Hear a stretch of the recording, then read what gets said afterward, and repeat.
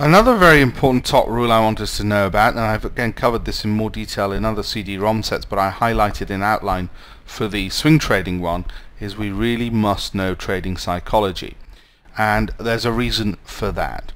As swing traders, and this is what the swing cycle looks like, goes up and then goes down, as you'd expect, not an issue or problem there.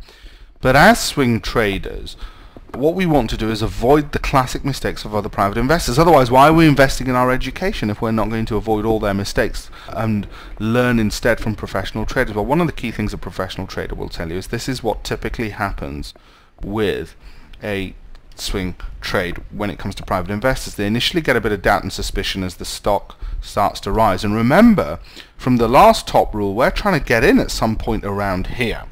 Well, I've got news for you. Most private investors don't get in around here. Most professional traders do. Remember the old saying that professional traders are the early money, the smart money? Private investors get in here. Remember I said they get in at a late point just before the market's about to turn? Private investors tend to be late at the party, and then they tend to be the last to leave anyway, which is why they end up buying too high and selling too low. Whereas professional traders get in here, and they're willing to take that additional risk of getting in early because they know they're going to make their stop loss quite short. So if they're wrong and the market went up like this and then fell off again, that's fine. They've only lost this much. Private investors just think differently. They wait and wait and wait until they get a bit of confidence. Then they get over enthusiastic. By this stage, they don't get out at the top because now they've got greedy because they've got some money. Then they start going into denial as it falls and falls, thinking, oh my god, I had some money, then concern. In fact, what they then start saying at this point is, well, I'll get out if it goes back up to the point at which I got in. Then, by this stage, they go, well, I'll get out if it just goes up a little bit, the point it was last week. At this point, they panic, and they either say, I've got no money left in this stock, so I might as well hold on to it, or they eventually get around to selling. Why do we need to know trading psychology? So we know we're in this boat. We're in the same boat as many other private traders.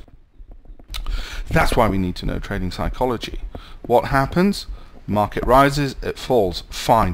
But we are going to ensure we get in here and sell closer to here. And the way we're going to make sure our sells are higher up here is by ensuring that that gap, if it drops too far between a peak and where we are, we've got an exit, but also the nature of our trade structuring. There's all sorts of ways we can ensure that psychology does not get the better of us. And this is vital for swing traders. Psychology is incredibly important for us short-term traders because we have to rely upon our superior mindsets to get a return over private investors, other private investors, and indeed professionals. It can be done, and it is well worth doing. But let me give you another top rule on this issue. We as private investors, as swing traders, are going to wait for the price to move. In other words, as I've already said, we're not with any swing trade like this anticipating getting in here.